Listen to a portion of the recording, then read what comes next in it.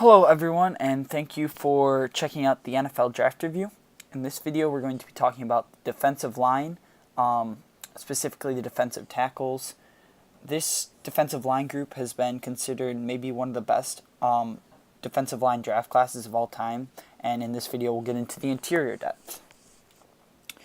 So coming in at number 5, we have Dre Mont Jones. He's from Ohio State.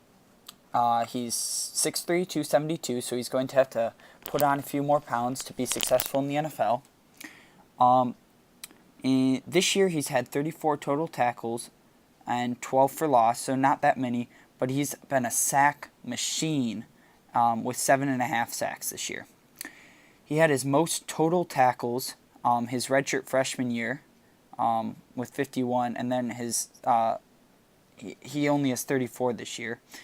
And he doesn't have many tackles, which may be an issue, and he consistently gives up gaps in the running lanes. But as I said, if he can get after the quarterback, that's what's going to really matter in the NFL, and he seems to be doing it and getting it done in college. At number 4, we have Derrick Brown. He is at Auburn. He's 6'4" and 322, so he is a great size for the NFL. He played eight games as a true freshman in 2016, and in 2017 he had 57 total tackles. This year he's on pace to beat that with 41 total tackles, and he has 9.5 tackles for loss. He also has 3.5 sacks to go along with that, and he has increased his sack total every year, which is what you want to see. You want to see increased production, and he has done that.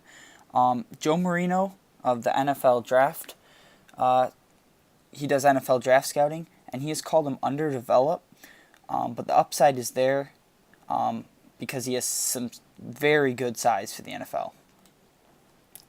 At number 5, we have Jeffery Simmons of Mississippi State. At 6'4", 301, he also has pretty decent size for the NFL.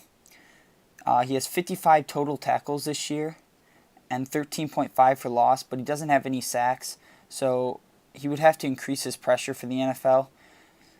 He is a run stuffer, though, which keeps him on this list, but he has some serious red flags.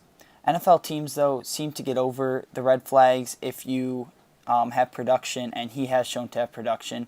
So as long as he has a good scouting combine, his draft stock should be right around first round. At number 2, we got Ed Oliver from Houston. He's probably the most known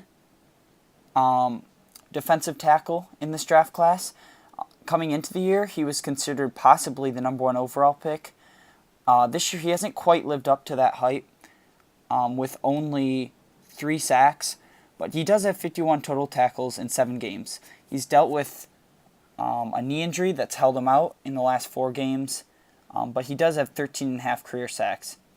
One downside is he plays at Houston, so he's not consistently playing great schools, so it's always a little risky to pick a small school player high up in the draft.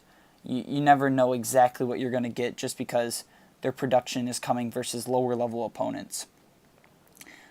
He also has some off-the-field red flags. Recently he got into an argument about jackets, which is very odd, but if he can have a good interviews at the scouting combine, that should clear up his name. And number 1, we have Quinnen Williams. This shouldn't be that much of a surprise. He's a finalist for the Bronco Nagurski Award, which is the Best Defensive Player of the Year award in college. He's basically been this year's biggest breakout player in college. Last year he had 20 total tackles and 2 sacks, which is decent, but this year he's improved that all the way up to 55 total tackles, 15 tackles for loss, which is second in the SEC, and 6 sacks just in 11 games this year. He can dominate against big-time schools like LSU, and there's no question about it. His production speaks for itself. Thank you for watching this video. Please like, comment, and subscribe if you enjoyed.